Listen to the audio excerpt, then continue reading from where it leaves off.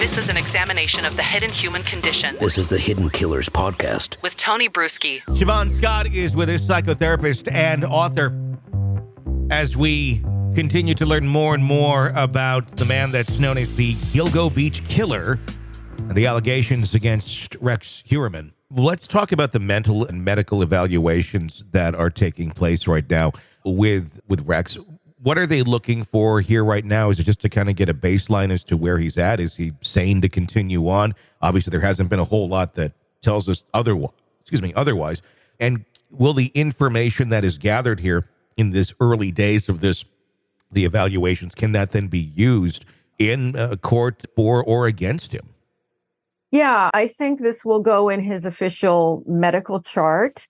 And it's likely, the first thing that came to my mind is that they're probably monitoring him for suicidality, because it's a very big deal, as in the Epstein case. If someone suicides when they're in jail, that looks very bad for the people who are, charged with keeping him in custody and keeping him alive and safe. Sure. So it's probably focused on that. Is he continuing to be oriented? Is he eating? Is he, managing the stress of being in that cell effectively? And does he have any tendencies to try to, as they often do, strangle themselves with their bed sheets or clothing or something like that? And so it's probably not tremendously in depth, more like just a mental health status check-in. And it makes sense that they're doing it on a weekly basis. Are there types of people like this who just have a very low odd of they're likely going to kill themselves just because of the psychopathy or whatever they have going on, the narcissism, where that just keeps them going because they're above that almost? They enjoy all this too much. They don't see themselves as being a bad person. They don't have that guilt, where they don't necessarily go down the road of suicide and ones can be watched less than others? Or is it really kind of out there? Each case really needs to be looked at. Yeah, I think each case needs to be looked at, because when we look at the Epstein case, he was certainly narcissistic. He was certainly bold. He was certainly psychopathic.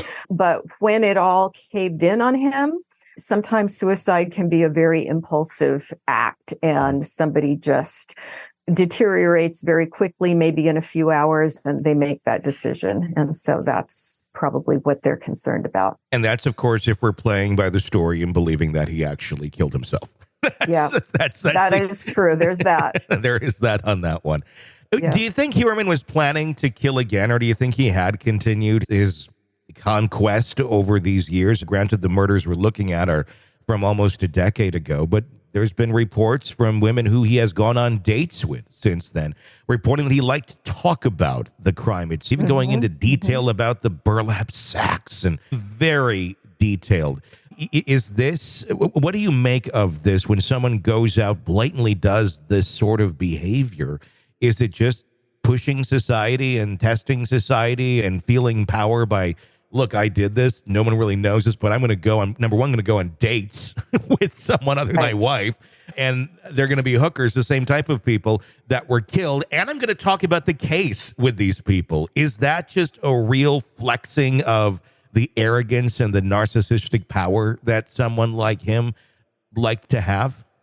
It sure is a display of that. Now, there are serial killers that as they age, they kind of age out of the murders, just because they become physically, old, and they find that just the memories and the reliving of the experience meets their needs. They don't feel the same compulsion to repeat it over and over again.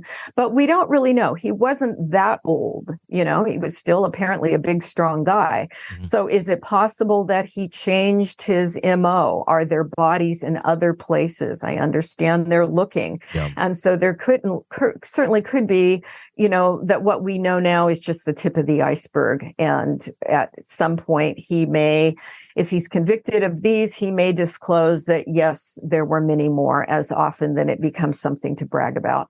This is an examination of the hidden human condition. This is the Hidden Killers Podcast with Tony Brueski.